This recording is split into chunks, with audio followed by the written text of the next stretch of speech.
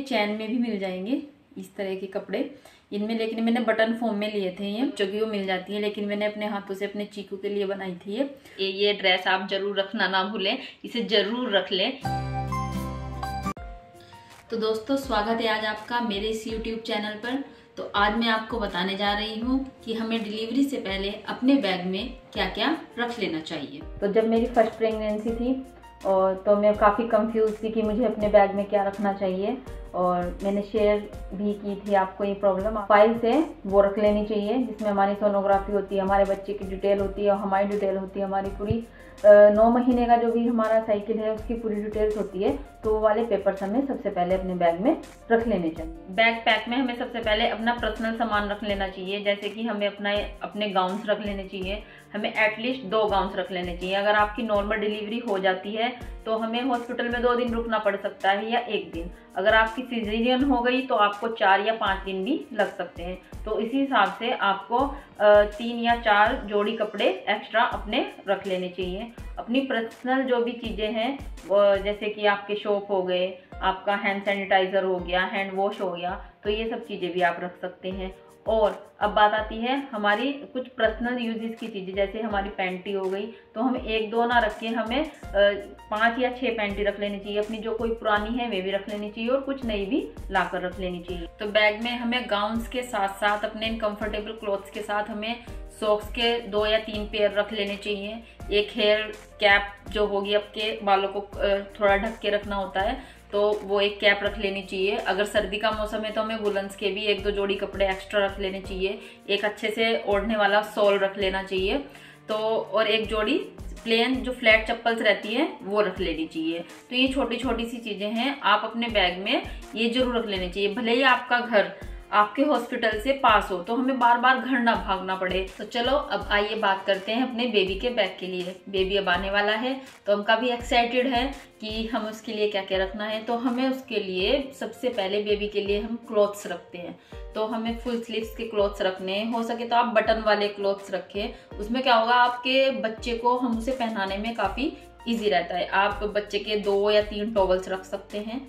उसके inner wear में पहनने के लिए आप छोटे छोटे बनियान आते हैं पहनने के लिए, वो रख सकते हैं। और सबसे बड़ी चीज़ जो हम बोलते हैं पतलून या फिर लंगोट या फिर डाइपर्स, तो आजकल मार्केट में हर तरह के डाइपर अवेलेबल हैं। तो आप या तो कपड़े के ले सकते हैं या घर पर बना सकते हैं या फिर ऑनलाइन ऑर्डर भी कर सकते हैं।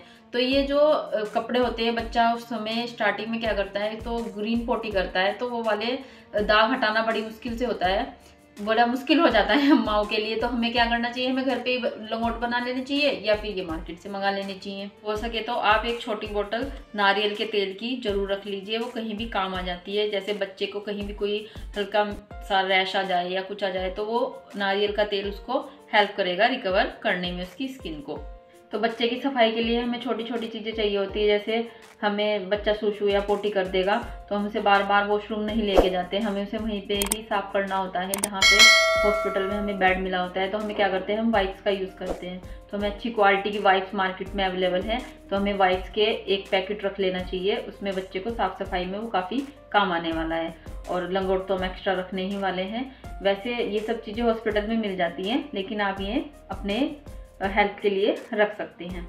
ये तो मैं आपको दिखाना चाहती हूँ कि मैंने अपने चीकू को कैसे कपड़े लिए थे। वैसे तो ये चैन में भी मिल जाएंगे इस तरह के कपड़े इनमें, लेकिन मैंने बटन फॉर्म में लिए थे ये। तो आप बटन्स में लें तो ज़्यादा बेटर रहेगा। ये ऑनलाइन अवेलेबल है और इसमें आराम से बच्चा कंफर्टेबली आपकी गोद में आ जाएगा। और उसे उसके कपड़े ऊपर या नीचे भी नहीं होंगे कि नीचे के कपड़े नीचे हो गए या ऊपर, तो उसमें वो बिल्कुल पैक रहेगा और एकदम सेफ रहेगा। तो हमें ऐसे कपड़े ले लेने हैं। वैसे तो मार्केट में जो कैप होती है बच्चों की वो मिल जाती है, लेकिन मैंने अपने हाथों से अपने चीकू के लिए बनाई थी ये, और मैं आपको इसकी भी वीडियो शेयर करूँगी। तो ये काफ़ी छोटी है और एकदम इसमें वैसे तो ये गले में बांधने के लिए है, लेकिन ऐसे मैंने डिजाइन निकाला है। तो ये देखिए, इस तरह की आप कैप भी बच्चे को पहना सकते हैं। तो बात आ जाती है कि हमें बेबी के कितने कपड़े रखने चाहिए। अगर आपकी नॉर्मल डिलीवरी है तो बच्चे के आप 3 या 4 जोड़ी कपड़े रख सकते हैं, लेकिन अगर आपका सीजेरियन है तो आपको बच्चों के ज़्यादा नहीं, बच्चे के 5 या 6 जोड़ी कपड़े रख लेने चाहिए। क्योंकि बच्चा क्या करता है, शुरू में कपड़े गंदे कर देता है। तो हमें एक्स्ट्रा बेड शीट भी रख लेनी चाहिए और एक्स्ट्रा उसके लिए एक टॉवल रख लेना चाहिए।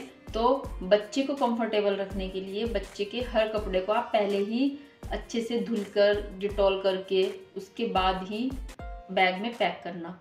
तो क्या होता है, जब हमारी डिलीवरी हो जाती है, चाहे हमारी नॉर्मल डिलीवरी है और चाहे हमारा सिजेरियन है, तो क्या होता है कि हमको पीरियड्स होने होते हैं, वो आम नॉर्मल सी चीज़ें। तो हमें क्या करना है, हमें पैड्स रख लेने हैं। हमारे डिलीवरी के लिए पैड्स अलग से मार्केट में अब अवेलेबल हैं, तो आप वो भी मंगा सकते हैं।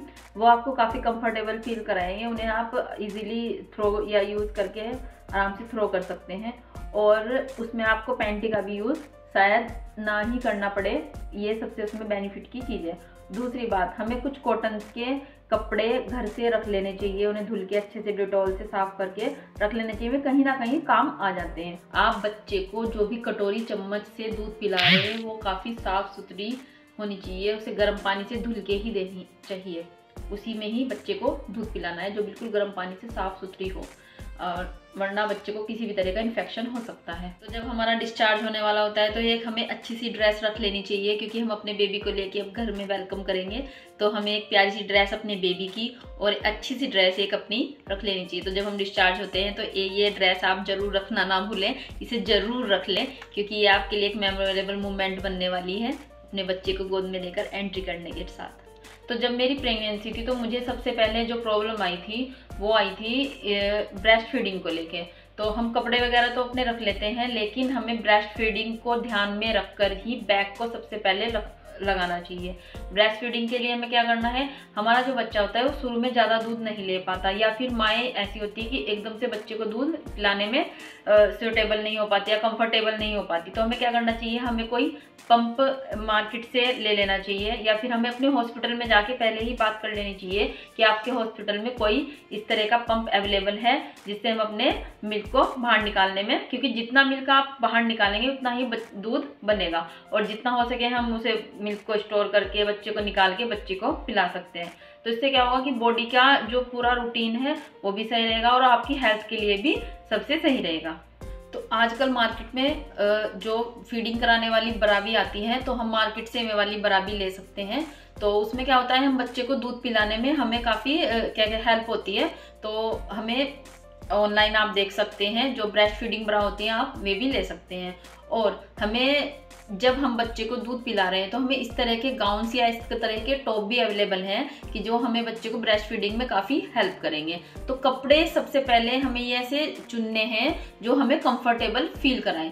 नॉर्मल डिलीवरी होती है तो इतनी ज़्यादा दिक्कत नहीं होती, लेकिन अगर हमारा सिजेरियन हो जाता है तो हमें बच्चे को ब्रेस्ट फीडिंग कराने में काफ़ी प्रॉब्लम आ जाती है। तो उसी प्रॉब्लम को ध्यान में रख के हमें मार्केट से इस तरह से शॉपिंग करनी चाहिए कि हम कंफर्टेबल क्लॉथ्स ही लें। हमें अपने बैग में कॉटन के पैकेट्स रख लेने चाहिए। जो कॉटन, नॉर्मल कॉटन हम घर में यूज़ करते हैं, तो डॉक्टरी कॉटन्स होती है, तो उसके 2-3 पैकेट हमें रख लेने चाहिए। वो क्या होते हैं, हमें हेल्प करते हैं। जैसे हम बच्चे को ब्रेस्ट फीडिंग करा रहे हैं या हमें अपने ब्रेस्ट फीडिंग एरिया को साफ करना है, तो उन सब छोटी छोटी चीज़ों में हमें कॉटन काफ़ी हेल्प करेंगे। या फिर हमें अपने आप को थोड़ा स्पॉन्ज करना है या बेबी को कुछ क्लीन करना है, तो साफ कॉटन ये हमें हेल्प करेगी हॉस्पिटल में। वैसे ये सब चीज़ें हॉस्पिटल में मिल जाती है, लेकिन आप फिर भी अपने यूज़ के लिए ये पर्सनली रख सकते हैं। तो डिलीवरी के बाद क्या होता है कि हमारा जो स्टमक है उसको बाइंड करने के लिए डॉक्टर्स हमें कुछ इस तरह की बेल्ट देते हैं। वहाँ पे मुझे भी ऐसी ही बेल्ट दी गई थी, लेकिन मेरा मानना ये है कि आप हॉस्पिटल की ये वाली बेल्ट ना लेकर,